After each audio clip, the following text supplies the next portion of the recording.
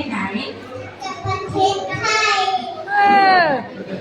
ถูกต้องแล้วก็ต้องใช่น้องๆนักเรียนเองโอเค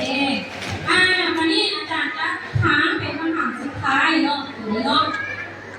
ถามเป็นคำถามสุดท้ายเข้ามานะ ไปคิวหลายนางอันนี้ ที่เราที่เราเนาะประเทศลาว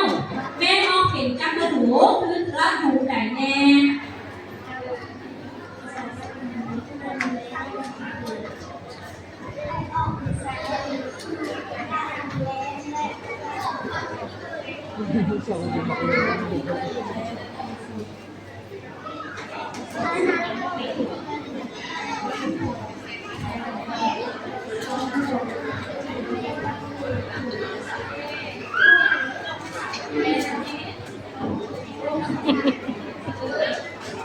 เบิ่งเขาเที่ยงเอวก่อนเลยเพื่อน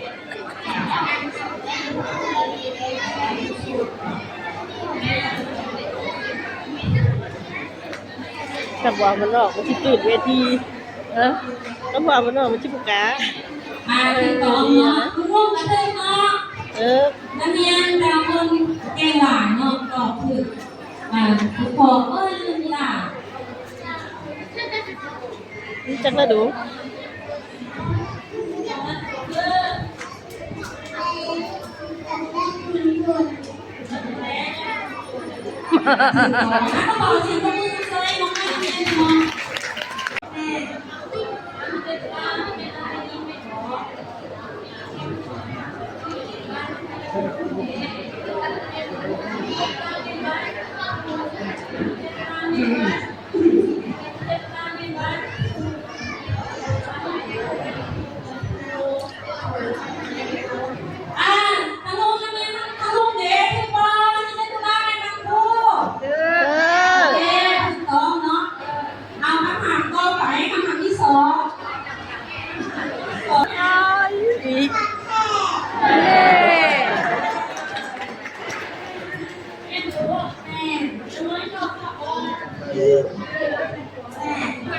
ตายลูกที่ไหนก็มาเป็นที่นี้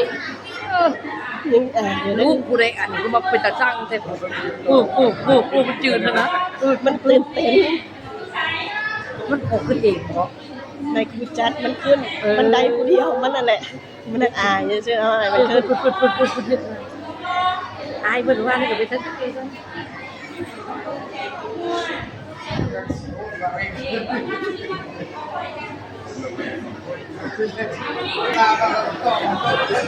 ได้ไหมนึกว่าไม่พ่อเพิ่นผมว่าวะว่าไปเวียงซะนี่เพื่อนลูกสาวแม่นเราไม่ไปจับไม่เล่าแล้วก็ตอบผู้เดียวแล้วนี่มันตอบทาง